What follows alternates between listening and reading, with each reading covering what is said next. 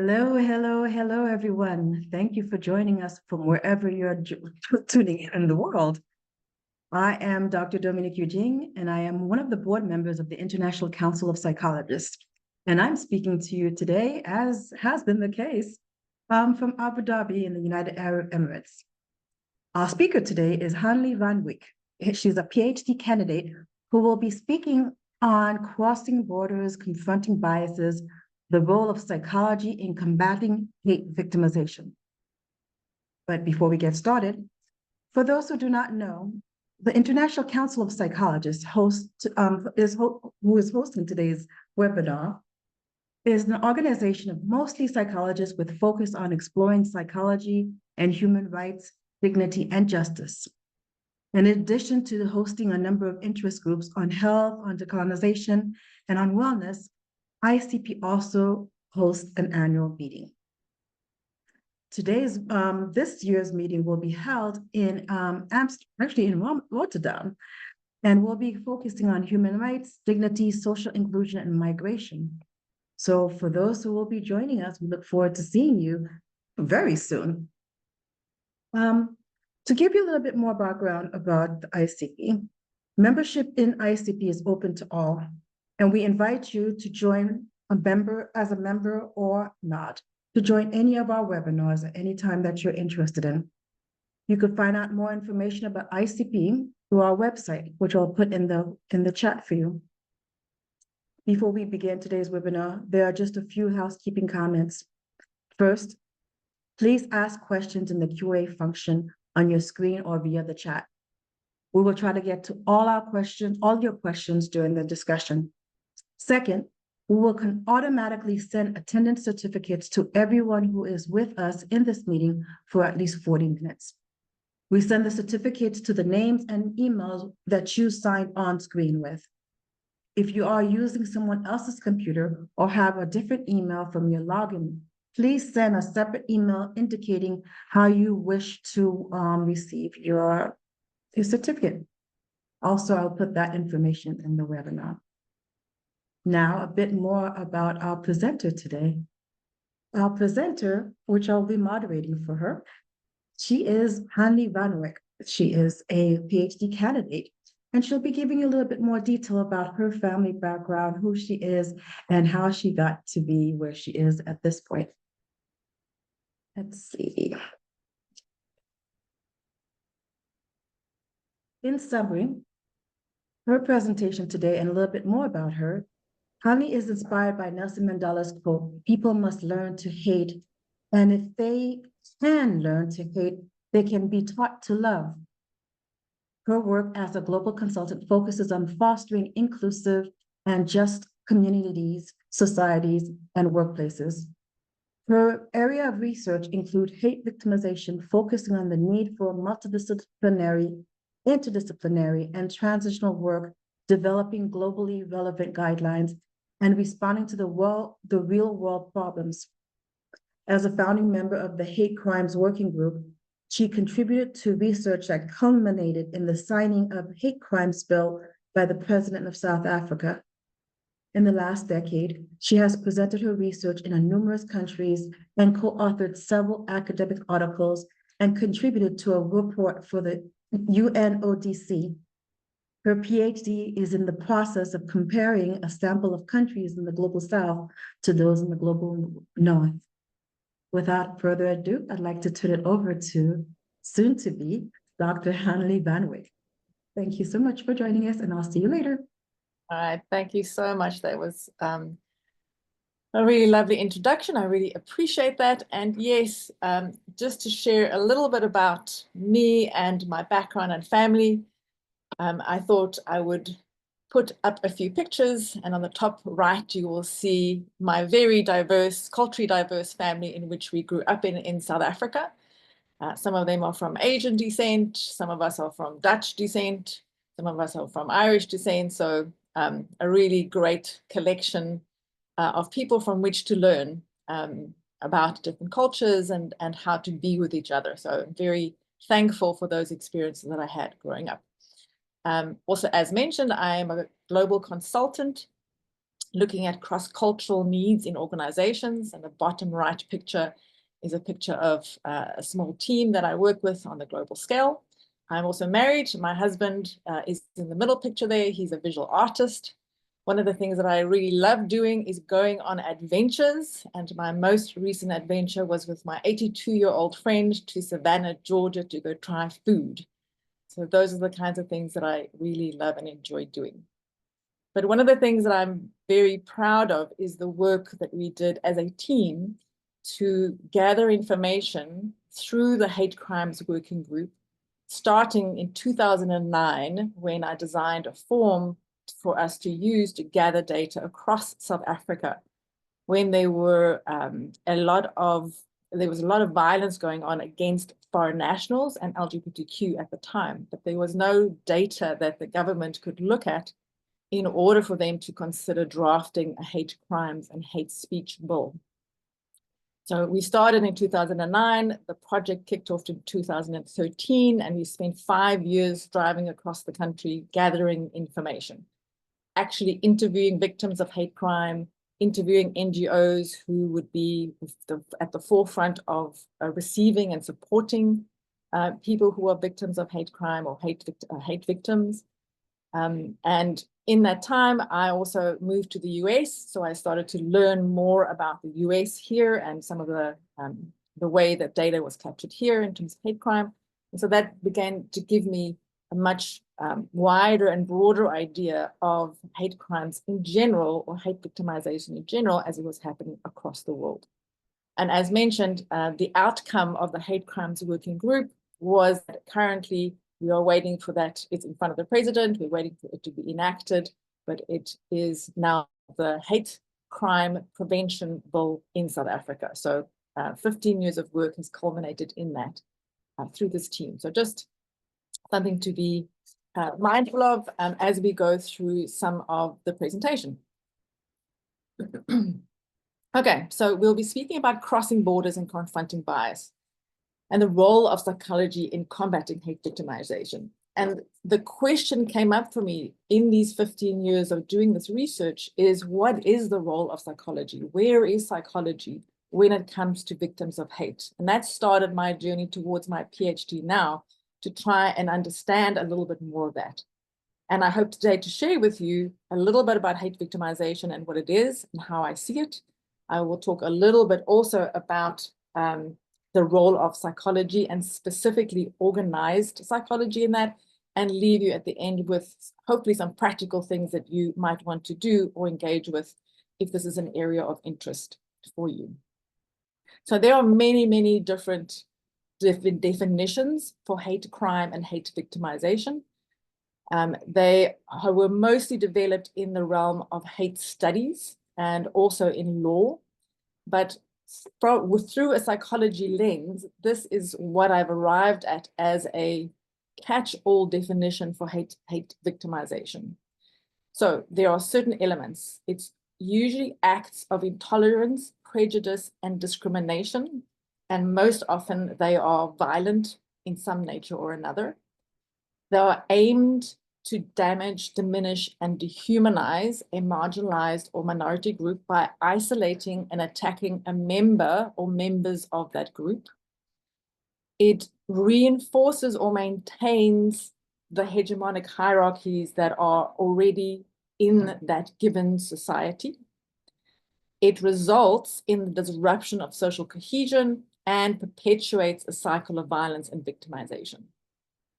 And when I use the term, I'm going to use it in an inclusive manner that speaks to hate incidents, hate-based incidents. Those are incidents that happen that are exactly the same as what would happen in a hate crime, except there is no criminal law against it in that particular country or context. Hate crime, again, the same actions, violent actions, but there in that country, there will be laws that speak to that specifically. And then hate speech. Those are also defined differently from one country to another.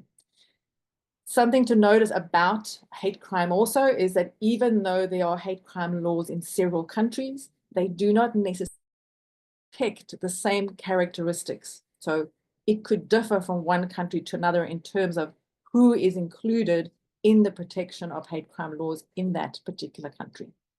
Also, when it comes to the prosecution of hate crimes, laws are different in every country. And even in law, there are different ways of looking at and prosecuting hate crimes. So it's quite a complex structure into which it plays, and I'll talk about that a little bit later. But for now, this is how hate victimization is being used in this presentation. So in summary, hate victimization in its myriad forms and expression is a global social issue because it happens in all countries, underpinned by local power and privilege structures, often informed by a pervasive mentality of superiority. And those often happen within settler colonialist values, meaning that the dominant group, who are sometimes also settlers, if you go far enough back in history, will be the ones that are holding the power and the privilege in that country at the time. But what is mostly important is that this is an affront to human rights. It is against an open society, and it certainly contradicts any democratic principles that might be at play in some of the countries in which we have done research in depth. So speaking of that, one of the projects that I took on alongside my PhD was to try and understand how hate crimes were showing up in different countries and how psychology was available to victims in those countries and how the laws of those countries addressed these particular acts of violence. So on the left, you'll see a list of the countries that we have gathered information for in a resource repository, together with 10 of my students that are part of the European Federation's Student Association. And I will share a bit about them a little bit later. The countries that I specifically focused on was Colombia, Ireland, the USA, and South Africa. But no matter which country we looked at, if we look at the most commonly reported hate crimes, it would be around race, ethnicity, nationality, and in general, colorism. Second most prevalent or most commonly reported rather, hate crime is against the LGBTQ community. The third most is against religion in all its many shapes and forms. And then finally, disability, health status, work-related hate crimes, for example, sex workers and people who have housing status, so homeless people as well. And that's across these particular countries. Two things are important to note. The first is there is a paucity of data. So it's very difficult sometimes to get to the data because it's not always captured. The data is also not very accessible because many people don't report a hate crime when it happens to them. So there's underreporting of hate crime across the board. So they're not reflective of the reality. In some cases, people don't even know that they were a victim of hate crime if they're not aware of either the law or the terminology around that. So most of these studies are based on that. Another note to make is around intersectionality. And even though we've listed some of the commonly reported dimensions here, very often these dimensions overlap. So, and the more intersectionality there is, the more chance there is of hate victimization being a reality of that person's world. Then we come to the harms of hate. And there are certainly a myriad of them. And they also happen at different levels. Of course, as you would imagine, they happen on the individual level. And at the individual level, we know that victims of hate crime are much more likely to have injuries as a result than people who are just victims of crime in general. In fact, 17% of hate crime victims are result in injury, as opposed to about 9% of non-hate crime victims. Also, 92% of hate crime victims will report some emotional distress, feeling very affected, and feeling very vulnerable as well. So the effects or the impact of hate victimization is both physical, it is emotional and psychological, and sometimes it's also relational and financial, because very often there is not much recourse, and recourse or looking for support around that is quite costly.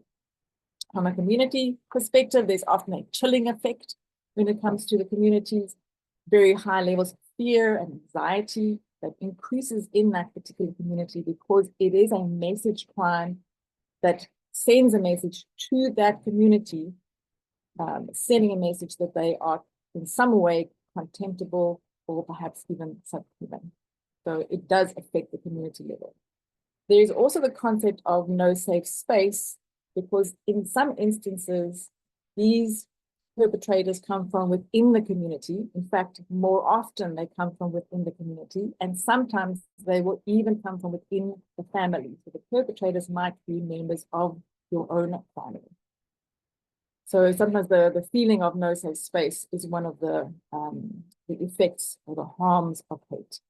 And then, of course, from a societal perspective as well, it's very difficult sometimes for victims of hate crime to report what has happened to them to the police or to healthcare organizations like hospitals and clinics.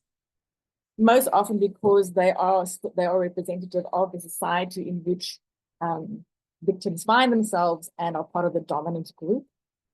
Sometimes it's simply that they don't really understand what is happening to victims of hate crime, and the result of that is that they sometimes get re-victimized as a result. We saw quite a lot of that in the studies that we looked at in South Africa, specifically in the healthcare space in hospitals. And so generally what will happen if this continues to increase as it has been is that aggression becomes suddenly a strategy for solving problems. It could also be that conflict orientation rather than conflict resolution becomes a way of doing things and living life. Over time, this can also lead to a history of dehumanization of some of those groups, and in what some scholars might call a slow genocide. And over time, of course, there is a non-acceptance of cultural diversity, and there might be some ideologies that stand up off the back of that makes things complicated. So the question then arises, what do we do about this? What do we as psychologists do about this? Where do victims go for support? And mostly they will go for support to faith-based organizations, civil society organizations, NGOs, and in some cases they may find some support from their families.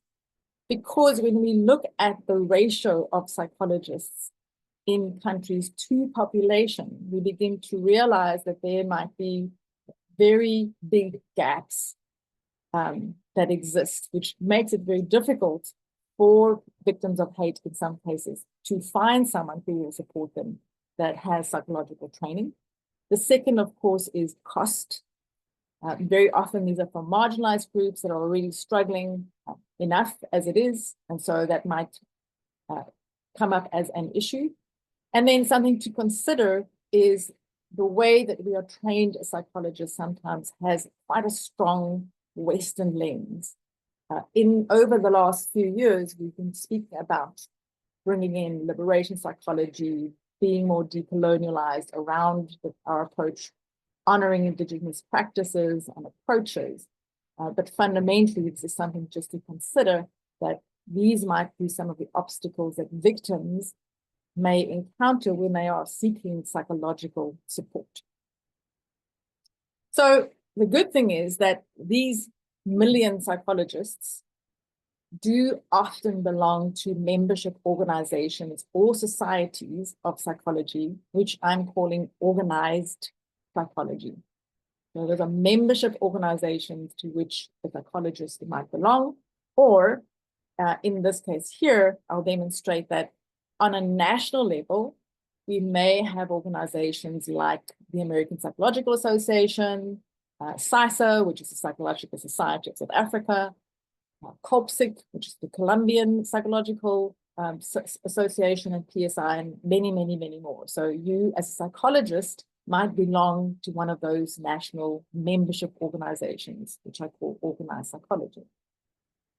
There are also regional bodies like SIP, who are in South America, EFPA, which we spoke about a little bit earlier,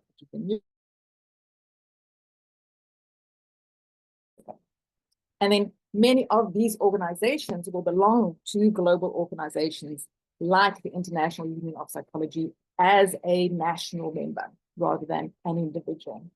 But still, there are many avenues to which we can reach many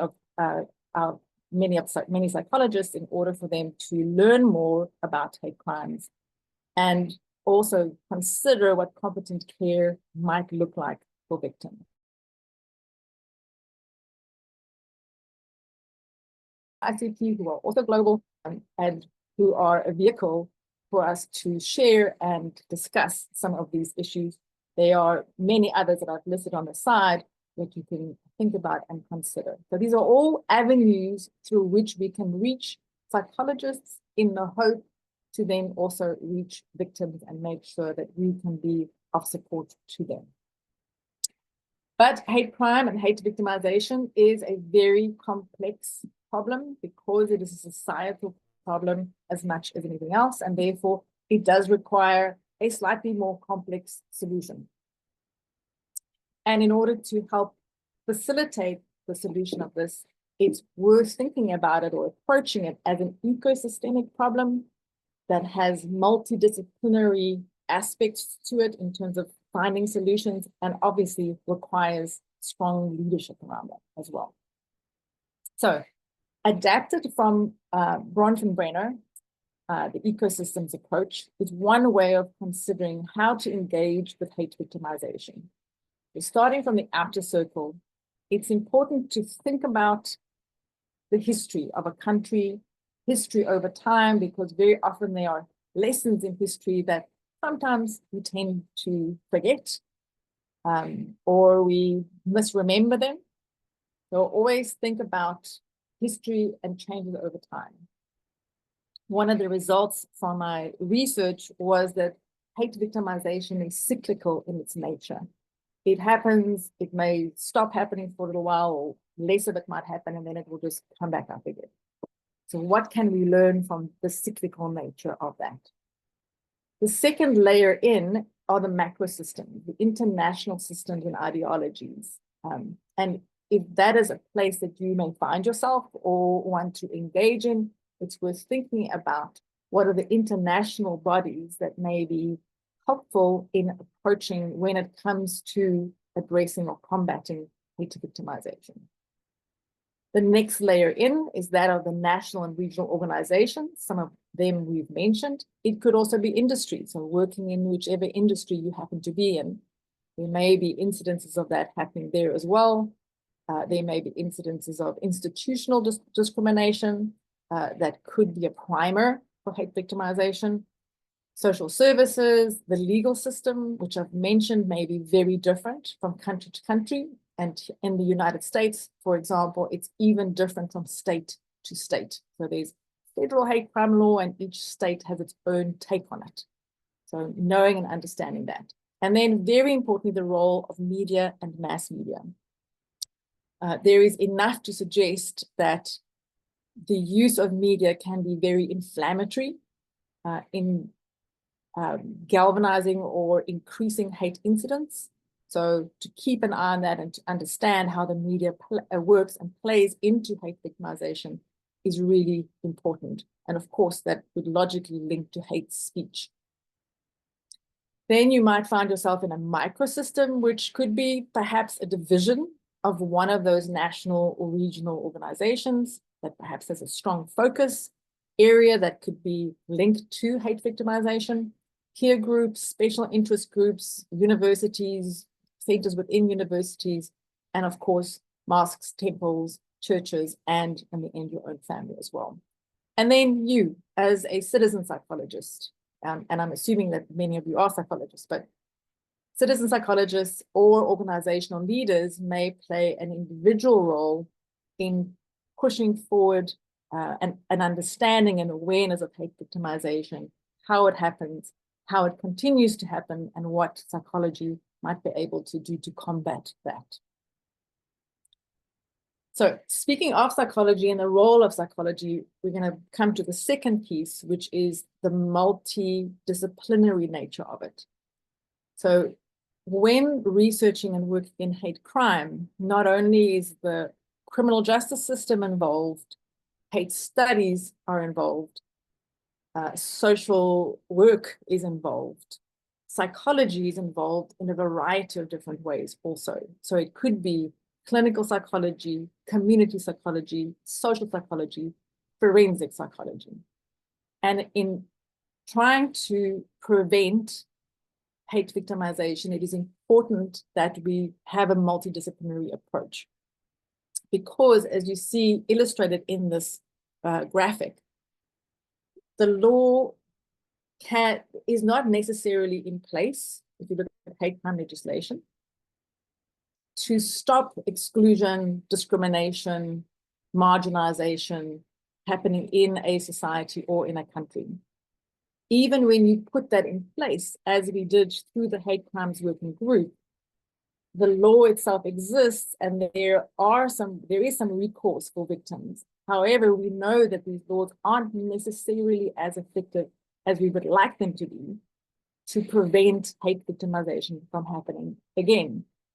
So if you look at psychology and social science at the top and the two arrows going to either side, the suggestion is psychology can play both a reactive role, which typically we are playing, although not necessarily to scale, in counseling, in education, in dealing with trauma, and psychology can play a preventative role in understanding what is it that creates or generates the conditions in which hate victimization, excuse me, is more likely to occur, and to watch how the escalation of that might be happening and to know how and when to intervene. And in order to do that, the multidisciplinary and the interdisciplinary approach becomes really key and very important. So taking from those two models and trying to figure out how can we each engage in our own capacities or in our division capacities or our organizational capacities to make a difference, we can break it down into what I'm going to call the 4 powers model. It's the model that I've developed in order to help us engage with it in a meaningful way, no matter what our approach or our situation might be. And the 4 powers are structural power, cultural power, interpersonal power, and personal power. I'll start with structural power. You may be someone who is well positioned to work in policy advocacy or legislative reform, or could find a group that does that, or create a group that does that, because that is certainly necessary in many cases and in many countries. The second is cultural power, which is really about changing the societal narratives via communication and partnerships with media, or using media in a way that can change that narrative around how we speak perhaps about marginalized and minority groups, and specifically the kind of language or speech that we use when it may show up, and how we can counter some of that speech when it shows up. Very often from leadership inside of countries who will speak about certain groups in a specific way. So how might we be able to do that? The third one is interpersonal power. So that could be, for example, community-based restorative justice programs is one particular way of engaging interpersonally, but it can also be within a division to try and work together and figure out how best to combat and counter hate victimization that may be showing up in a very particular way in your community or your society or your country. And then finally, the last one is personal power. And that is about educating yourself in culturally sensitive competencies when it comes to dealing with victims of hate, which is different to dealing with victims of trauma in general, and bridging the gap with that culturally competent care and understanding. So that could be one example of how personal power could show up. So those are 4 big categories and a couple of examples to give you an idea of how you might want to engage with combating hate victimization, if that's something that you want to be doing into the future. But more practically, and if you're a person who likes more granular ideas for action, I also came up with some very specific things that could be done in order to approach hate victimization in that complex systems way. So it may be that you're increasing awareness through webinars, exactly like this one, or at conferences or in publications, about the role of psychology and how we could play a positive role in either combating hate victimization or supporting victims of hate in a more structured way.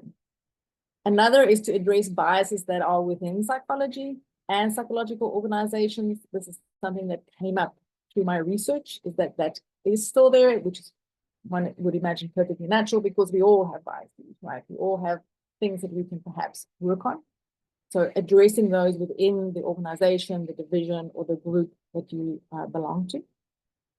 Enhancing education, really, really important. And training in cross-cultural competencies becomes very important to do, and how to also, if you remember, think about it more broadly and outside the pedagogy that you may have come from. So considering Indigenous practices and approaches, considering things like liberation psychology, peace psychology, human rights, all of those things might play a role in educating yourself and or others, if you have students, in cross-cultural competencies. Of course, you could establish a specialized group that focuses specifically on this.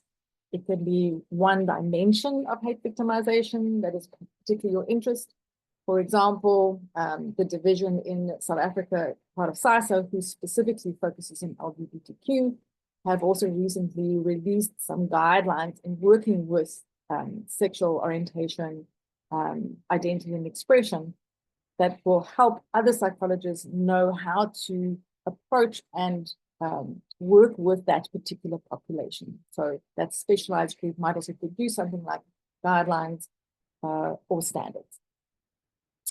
Creating strategic approaches to predict and prevent hate surges. This is very closely linked to making sure that there's data tracking in real time. There are a few examples of that across the world. One of them is in Canada, where people can report hate crimes anonymously online, so that hotspots can show up in terms of where hate crimes tend to be escalating at that particular time, so that one can predict what might be happening there if we see that the hotspot is really getting quite busy, and thinking about that skillful nature, how best to go about preventing these surges from happening in these particular communities. So it may make it easier for us to find communities in which some of this is showing up. Then, very importantly, also implementing bottom-up and top-down approaches simultaneously. Some of the research indicates that some of the top-down approaches don't always work as well in the communities when we try to combat hate victimization, and to make sure that there's a more balanced approach, balancing it with a bottom-up approach as well at the same time, makes it more likely to succeed. Then, if you are someone who's interested in research, certainly do more transnational research around hate victimization, or even research about hate victimization in your country or community to build out that base.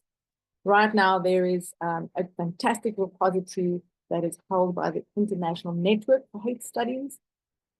They collect all articles and all information and all programs that, not all, many, that are coming up.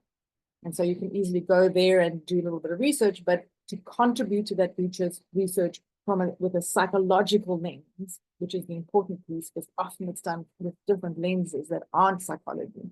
that would be something really important to do to broaden our knowledge of hate victimization across cultures. And then finally, create and contribute to those repositories of hate victimization. And I'll give you one personal example of that we've been working on. So these are a group of students that a year ago we started working on finding out in each of their countries of origin and their countries of residence, what are the hate crimes that happen in those countries? Are there laws and adjacent laws that might be used to prosecute or capture? Are there ways to capture the data? Or what are the psychological, or who are the psychological societies that are in those countries? How many psychologists are there? How easily can hate victims find resources to go to if and when something happens to them? And of course, as you can imagine, we've gathered a lot of data and we've learned an incredible amount from each of these different countries. And how hate victimization shows up and is handled in each of these countries, and how the data is then used or not used in this case to combat hate victimization. So education is one of the things that I think is really important in leaving a legacy or making sure that young students and emerging researchers can engage in this particular topic, also in a multidisciplinary way. I'm going to stop here and leave this quote up for you to read for a moment and perhaps gather your thoughts around any questions that you may have, which you're welcome to drop in the Q&A or in the chat, which I'm very happy to answer.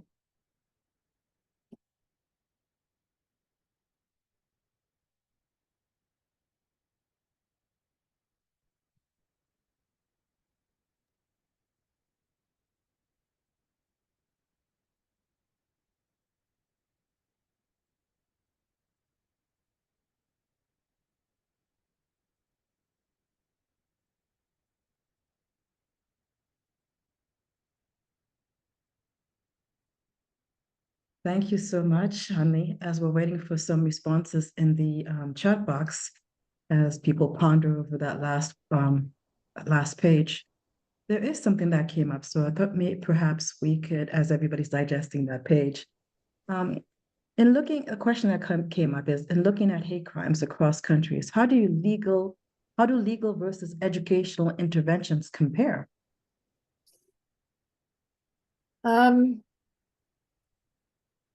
We know with legal interventions that there is some result from that, but it's certainly not the results that one would imagine or hope that would come from those.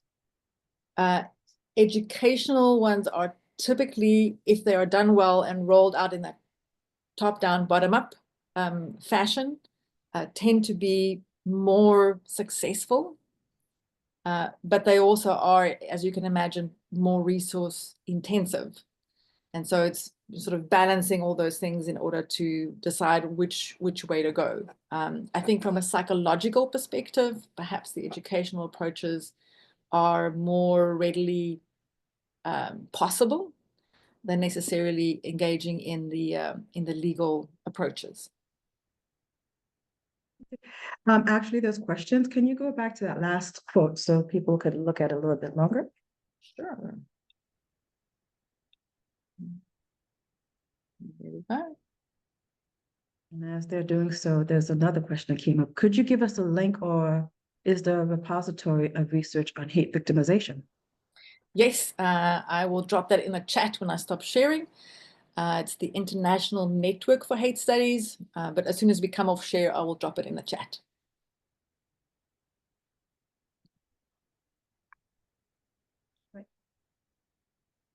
Let's see some more questions that have popped up as we're pondering this thought process. Let's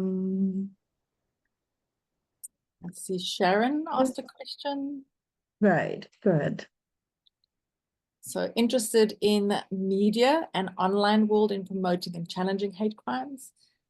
Do you have an example of an interaction with the media world that worked?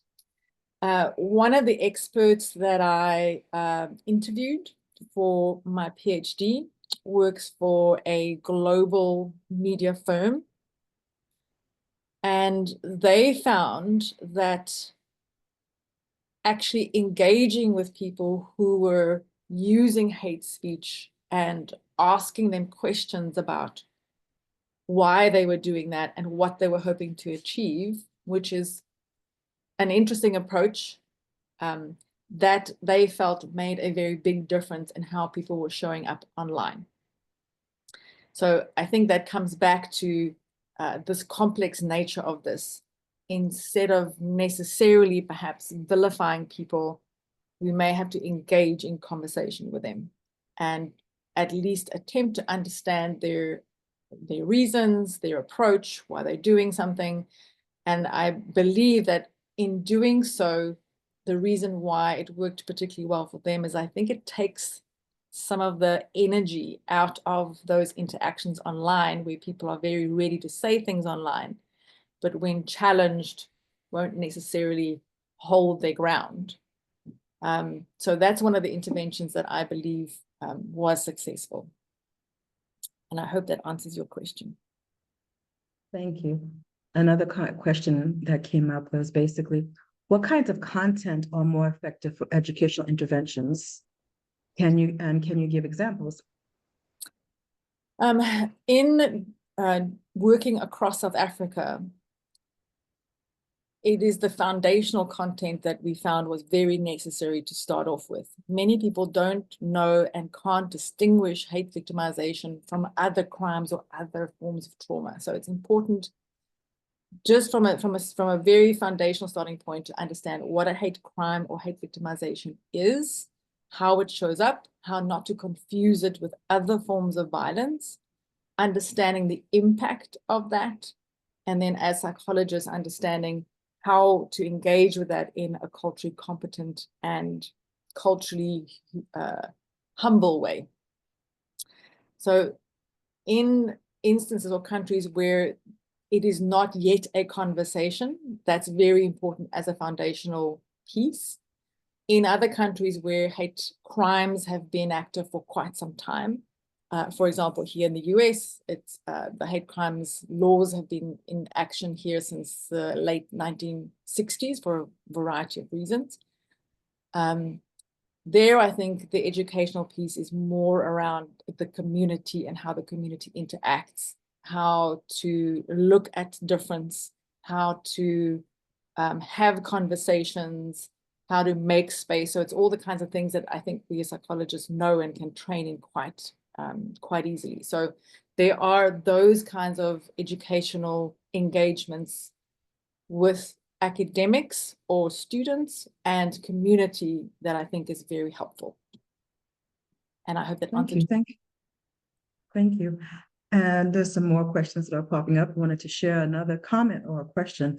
With your experiences between South Africa and the USA, how is your research being morphed or being impacted by the current political climate in the US?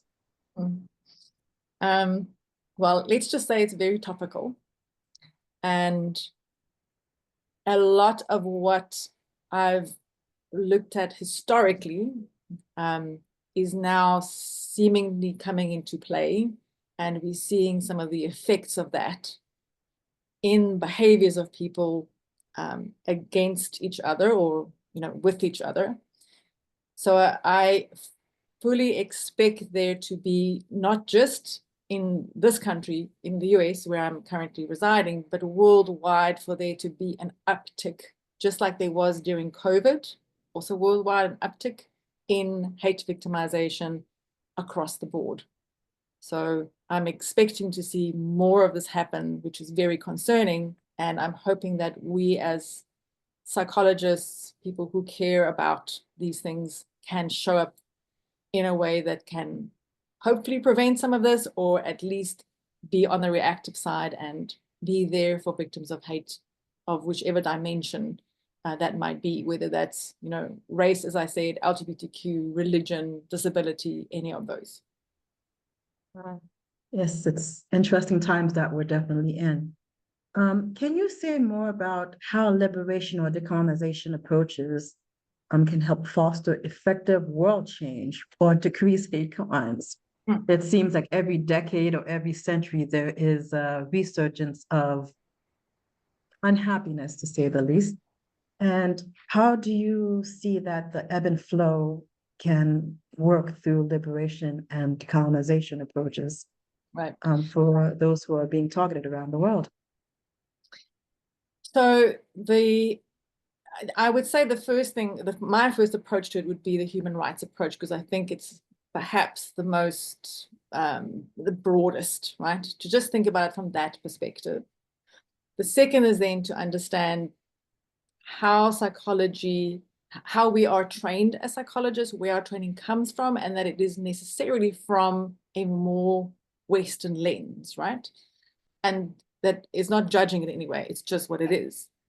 But taking that to Africa, taking that to South America, taking that to Asia, to keep what is good in that, but at the same time acknowledge that there might be other systems that have been in those countries for many, many centuries that also contribute and can be incorporated in some way. And so that's, I feel, where liberation psychology can play a role, because it does speak to that, speaks to looking at the communities in which you find yourself and showing up as an expert, but not as an expert. That makes sense, right? So bringing your expertise, but acknowledging that there is expertise around you as well, and working together with people to make your interventions or how you engage those communities even better. Decolonization, I think, is taking it perhaps another step further. That is more proactively pushing back against a particular Western approach and saying some of the approaches that we have are as valid as and can be used as standalone also. So also writing that balance a little bit, because victimization or discrimination plays out at every level, as we've seen, right? So it comes through the entire society. And so it's important to look at the entire society and your place in it and the training that you've received in order to engage with it perhaps in a slightly different way. And at least opening your eyes or looking for some of those differences that might be in a community or a country that is different to either your country of origin or your country of residence. That's interesting, because it has me thinking about the APA apology in terms of how there has been a lot of injustice in the aspects of psychology around the world. Do you have any thoughts or perspectives about that first step, that apology from APA? Yes, so in the four power structure, that would fall in that cultural narrative, right? And also looking at history. So we know from history that psychology showed up in certain ways, not just in the US, and many other places, South Africa included, in ways that were perhaps not as inclusive and as healthy and as helpful as it could have been, because it took a very particular approach that was held by that society at the time. As we begin to realize that, like we did in South Africa, we said, here's the line, we are flipping over. We are saying, that's behind us now, we need to be a different psychology. And I think the apology is part of that process, is to publicly state that something different will be done. We are aware of that. The important thing with all of these is that it has to be followed up by some kind of action. So what are the actions that then follow the statement and the apology is equally important, but it's a step in the process for sure. Absolutely. Now, more questions that are coming through. So you said that you said hate victimization occurs within families. Can you give examples? How do you distinguish this from interpersonal violence in general? So the interpersonal violence will not necessarily have at its core the identity of the person, right? So it's not because you are a man or a woman that someone is attacking you. It may be something different that is generating that violence. In hate victimization, it is always aimed at the identity of the person, something they cannot change. So they will then, their experience of that will be that this is something that is me that I cannot change, and somebody hates that, does not like that, does not accept that about me. And therefore, I am now in a specific position. That then also sends a message to other people who are like me, that they might also not be accepted for who they are. And that's how that community of people or collection of people might be also impacted. So the distinction is that it's against the identity of a person, something that they cannot change.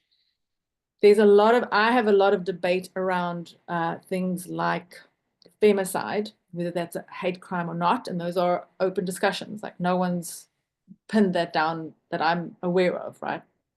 And that there could certainly be a hate element playing in that because it's showing also volume and scale. But the distinction is around the identity. I hope that answers your question. Thank you. Yes. We have a couple of more questions, but I also want to be mindful that there might be some, if you wanted to go back to that last page that you wanted people to review, if there's anything specific you wanted to draw upon from there, as we almost wrap up with your section.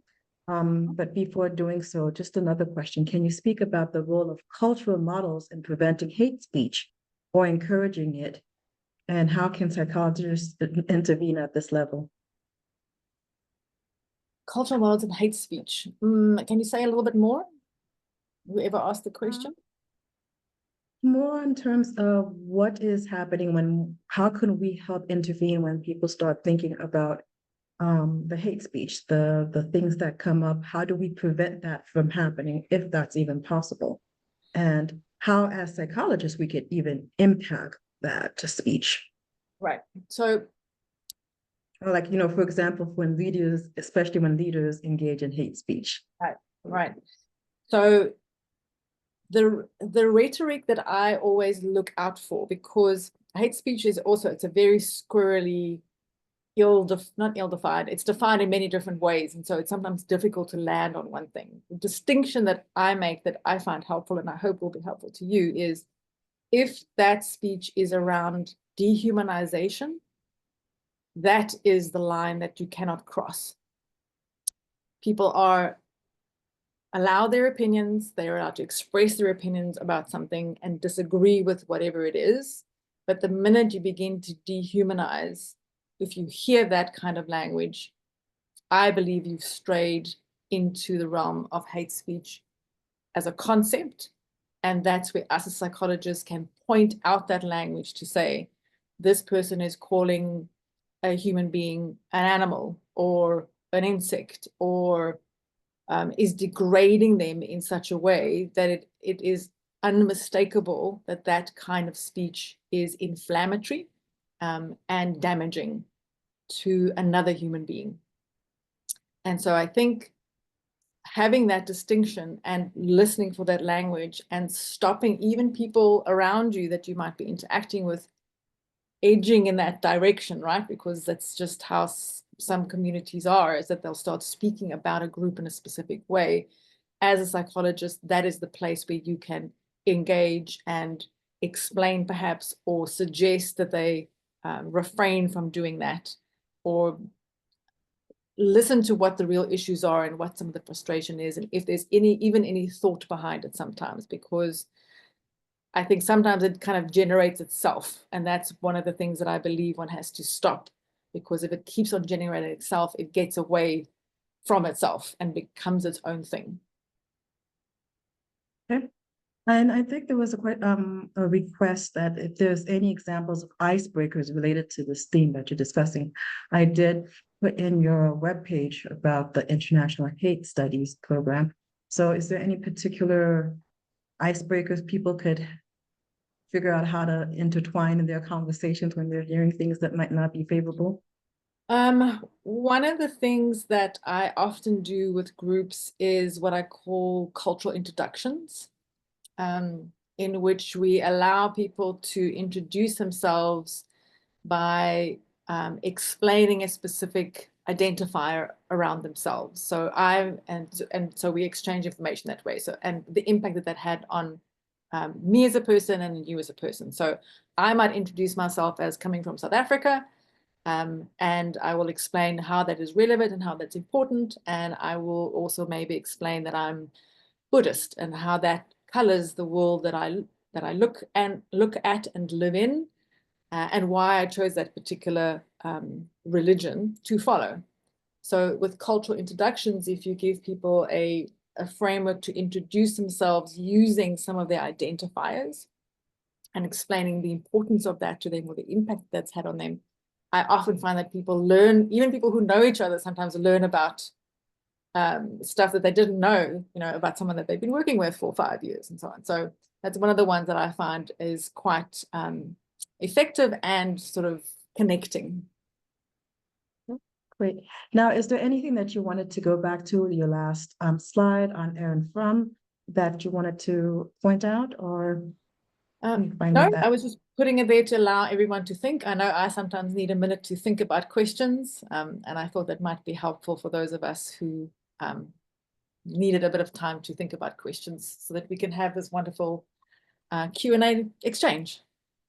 Thank you so much, Hanley. And one last question as we try to wrap up. There's one that came in and that says, in the US, much of this kind of speech is directed at political positions. These are in principle changeable, for example, not unchangeable identity. But would this also be included as a hate speech, such as the all Democrats are worms? Well, I would say it's a good practice, I think, to not use that kind of language in any case,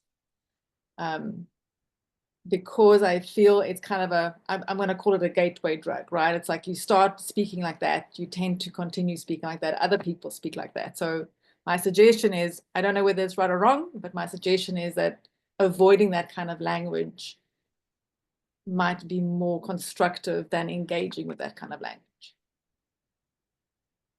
Thank you so much, Hanley. Is there anything else you would like to share with the audience? Any further comments as we try to wrap? Not at all. It's a complex topic. I'm happy to engage with anyone in the topic. I hope this has been a helpful way to just raise some awareness around that, and absolutely feel free to do more searching and digging and understanding of the topic. And there was a question I saw earlier. Are there any papers that you've written on the topic? Any place that they could find you to get some more input other than the hate crimes webpage that you provided? Yes, indeed. And I'm sorry, I didn't go to my last page, my last slide, so I will drop my information in there if that's okay. That's fine. With the organizers. I just change the audience to everyone. Okay. Let me see here.